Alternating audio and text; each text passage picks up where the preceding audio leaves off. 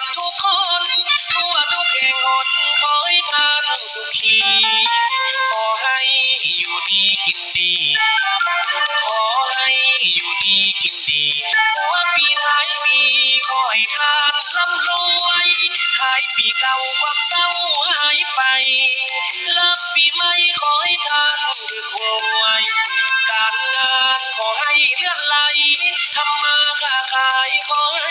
ร่ำรวยหายจนหายเจ็บหายป่วย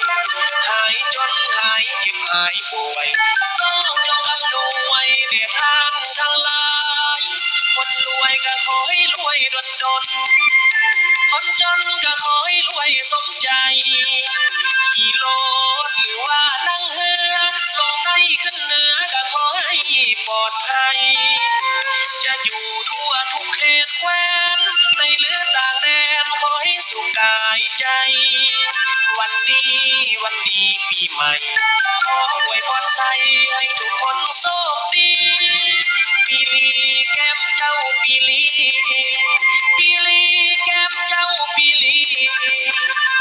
ปีใหม่มาฮอดแล้วให้แขวขาดปลอดภัยอันตรายฟุ้งมานอย่าได้เวียนมาต่อ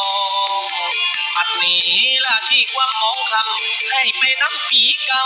เงินคำไหลหอมเต้าแก่สุขเจ้าผู้สุคนจากนี้มันให้ลีคนให้ล้นทางแต่ความรวยอันความสวยที่เคยพบไม่ห่างไกลอย่ามาไกลทานเอ๋ยค่าขายยังไกลได้กำไรทุกสิ่งอย่างการเดินทางเหนือใต้ไกลหรือไกลให้ทวงทันทานเอ๋ยให้สำเร็จทุกด้านการงานให้คล่องแคล่วปีใหม่มาฮอดแล้วขอพรแก้วอยู่สบายปีนี้ให้ทุกคนจงได้มีแต่แนวใหม่ๆรถการรถคันใหม่เงื่อนกับเงื่อนหลังใหม่หลังใหญ่สูงเสียดฟ้าฐานะเจ้าให้หังมีเด้อ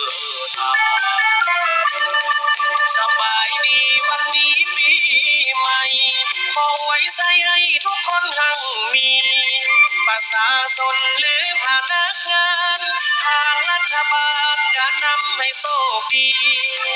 ไว้ใส่ให้พรแด่ท่านให้สุขสำราญอยู่วิมานสิมปรี